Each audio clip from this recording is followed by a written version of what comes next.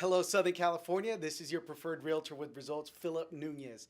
And I'm super excited to introduce our second episode of our monthly series called Real Estate Active. We've been getting tons of great feedback from our viewers, so thank you. The premise is very simple. We focus on current trends, news, and important updates related to real estate throughout our whole nation. So if you're a current homeowner or a potential owner, this is great information for you. Uh, let's get going. Are you guys ready? I hope you said yes. Let's begin with existing home sales. As mentioned last month, they started off slow at the beginning of the year, but they've continued to climb. Now, continuing to climb even during these months is actually news. We're having a very strong fall. As a matter of fact, most industry experts agree that this will be one of the best falls we've had in the last several years, and that the winter, well, it'll be the best we see in the next decade. Because even if we look at pending home sales, that is still continuing to rise. So, there's a strong momentum in our industry right now. So if your home is currently listed and you're not seeing that momentum, then I would take a second glance at your pricing. And because buyers are out there and they're looking, and the one thing we know is that buyers that are out looking right now, they're not window shoppers. They are serious buyers. So have a conversation with your agent, see what's going on. All right?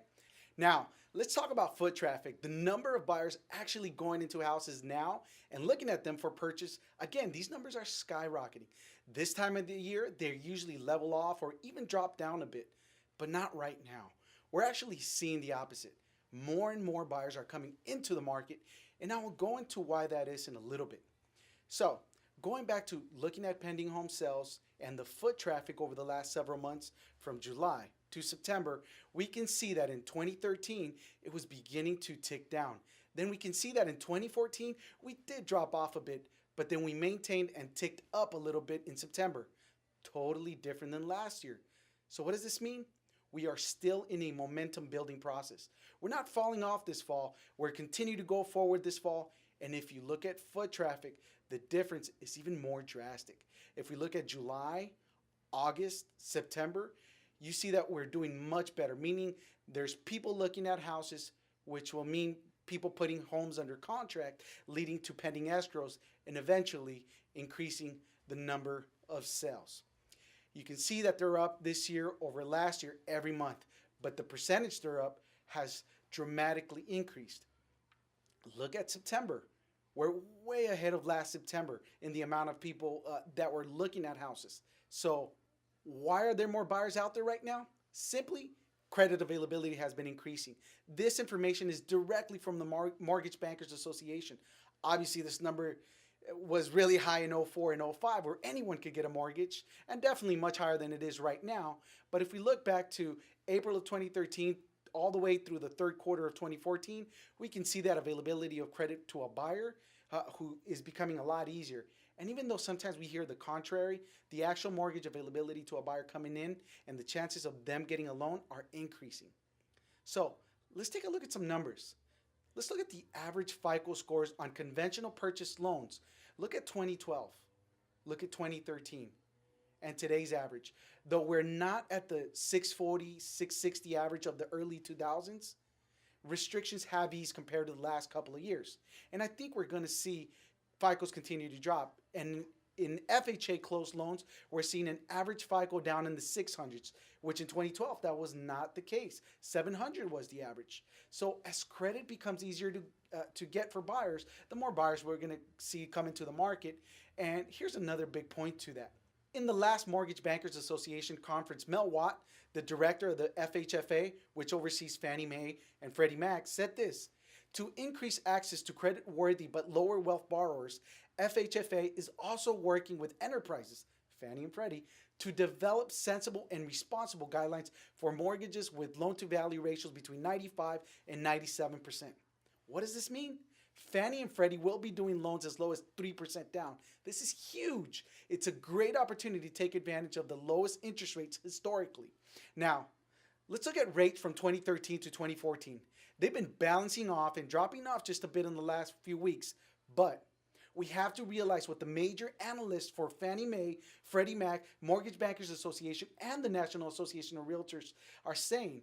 What they're projecting for the same time next year is that interest rates will be up an estimated 3/4 of a point to a full point. And these projections were all made in the last 30 days. These are not old projections. This is also a reason we're seeing momentum in the market. Consumers are aware of this projection and are taking advantage of the current rates. Here are the rates again from January to October and what Freddie Mac predicts to be the projections for the next year.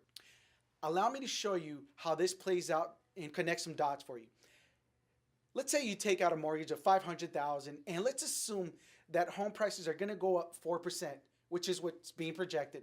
And let's assume that we took the current interest rate of 3.98 and then we took the projected rate in 1 year from now of 5.1%. What would be the difference in payment? Well, on a $500,000 mortgage, what we're looking at in just principal and interest is a difference of $333. Now, that might not sound like a lot, but let's look at what that means on an annual basis. And more importantly, what does that mean over the 30 years of the loan? I mean, that's wealth, ladies and gentlemen. Another way to look at it is this. We know most people have a certain budget or a qualified amount that they want their mortgage payment to be.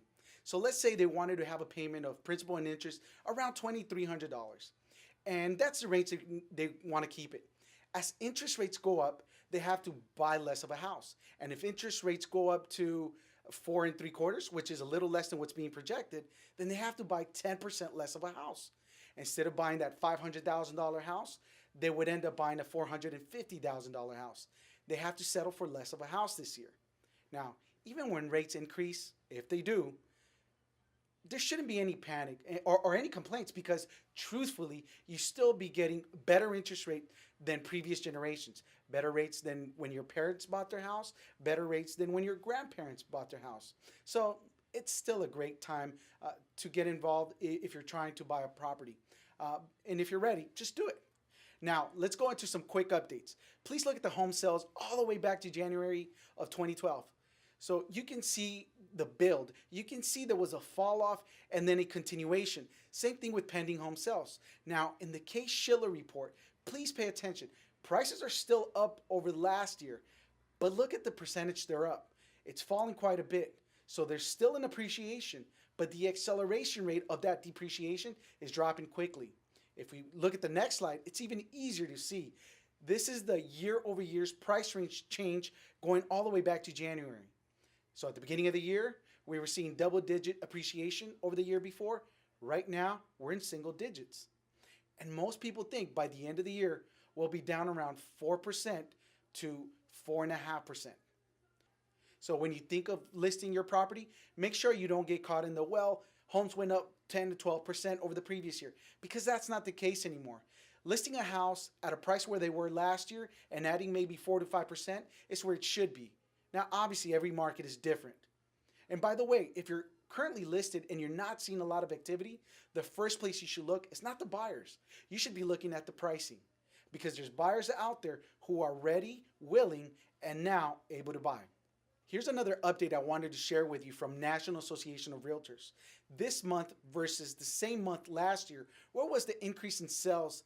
At what price point? We can see that under 100,000 fell pretty drastically, because that's what a lot of distressed properties were. So there's very little inventory left, and of course, sales are going to drop. But at every other price point, from 100,000 to 250, from 250,000 to 500,000, and 500 to a million, and even a million plus, we've seen a percentage increase change in sales, which is fantastic. As a matter of fact, home sales are up 8% over last year for houses over $1 million. What does this mean? The wealthy are realizing that now is the time to buy. And again, we're saying that prices are up a little bit, but it's starting to level off. That's because we can look at months inventory to gauge price projections. When inventory is very high, prices were low. As inventory got low, prices went up. But we're starting to level off now. Last month, we had a slight drop off. At 5.5 months means the prices are going to go up in a very small way, because at 6 months is the market equilibrium, meaning prices aren't going to go up or down except for inflation.